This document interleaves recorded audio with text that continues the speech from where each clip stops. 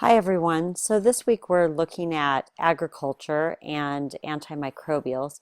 And before we get too in depth on that, I want to go into soil microbiology. So when we're looking at healthy soil around a plant, you have some idea of what it looks like with microbes and then what would happen if you introduced antimicrobials to that equation.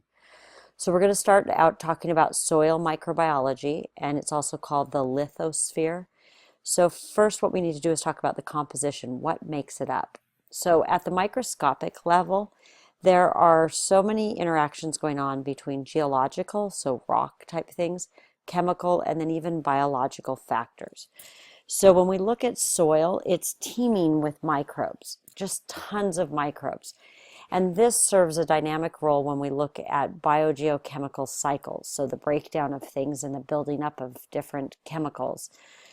This plays a very important role. It's also an important repository for dead terrestrial organisms or dead even terrestrial plants.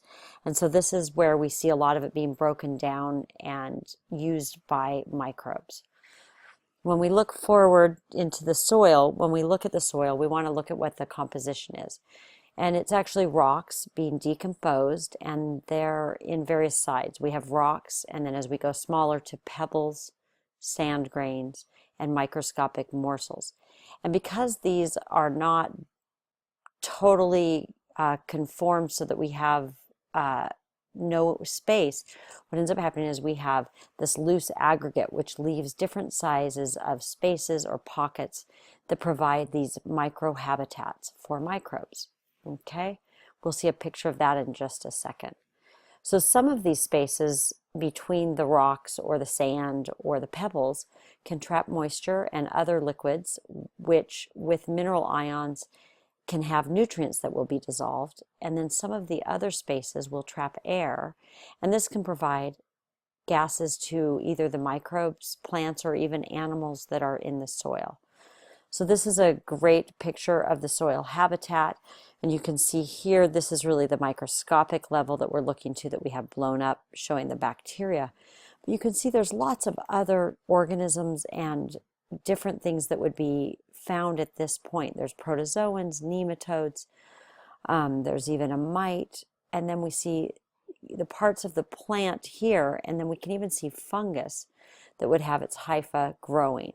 We see this root here too of the plant, and this is really that area around the root of the plant that's so important to its health and the microbes' health. So when we look at that medium of the soil that supports this, what we see is a huge array of bacteria, fungi, algae, protozoa, and viruses. And when we look at a gram of moist soil, you can see actually up to a microbe count as high as 10 billion. So think about that. A gram is a very small amount of soil, but we could have that much microbes. And there's a term that you should know. It's rhizosphere, and this is the zone of the soil that surrounds the roots of the plants. And this contains bacteria, fungi, and protozoa. And it's actually going to interact the plant with these microbes in a very synergistic fashion. The microbes will provide things to the plant, and the plant will reciprocate by providing different things to the microbes. And so this microbial community will grow in a biofilm around the root hairs of the plant and other exposed surfaces. And what we see is that this rhizosphere, this biofilm, can stimulate the plant to produce growth factors like carbon dioxide, sugars, amino acids, and vitamins. And these nutrients then will be released into the fluid spaces that we talked about between the pebbles and sand and everything, where they can be captured by microbes. So the microbes are getting this great benefit from the plant. And what happens in turn is that the bacteria and the fungi will release different types of growth factors and protective substances. And these will be important in converting minerals that are usable by the plants, and also these protective substances will protect the plant. So we have this very synergistic relationship between the plant and those microbes at its root level. And then also when we look at things like the topsoil, which extends, which extends a few inches to a few feet from the surface, we'll see that there's also burrowing animals which play a role in this. And many of these are decomposer and reducer organisms that will break down organic nutrients through digestion. So like worms will eat some of this broken down organic nutrients and break it down through digestion. And what happens is then these particles are then fragmented or reduced into a way that then can be mineralized by the microbes and taken up by the microbes. So even these animals play a role in helping the microbes, which then play a role in helping the plants, and then it cycles back around. We have both aerobic bacteria, right, that initiate the digestion of organic matter, and they do this with oxygen, and they will digest it into carbon dioxide and water.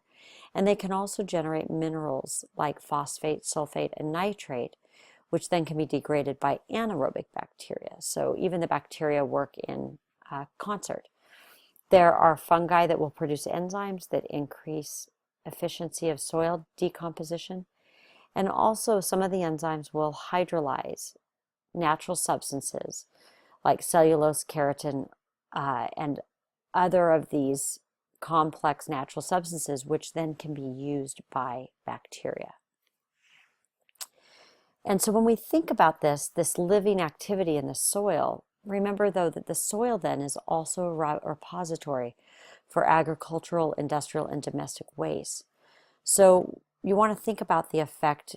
We're going to be looking more at antimicrobials, but start thinking about insecticides, herbicides, fungicides, and then even manufacturing waste and household chemicals that might be in the runoff from sewer or anything like that, and what that could do to disrupt that natural soil interaction between microbes and the plant. And what microbiologists are working on right now is trying to explore harnessing that indigenous soil microbes that can break down hydrocarbons and pesticides. So there are some microbes in the soil that can break this down. However, many more of them are harmed when we use antimicrobials in the soil. So hopefully this gave you some background into what that soil looks like around a plant and why when we look at antimicrobials in agriculture, we really need to be thinking about what that can do to the plant. Okay? So hopefully this is a good introduction.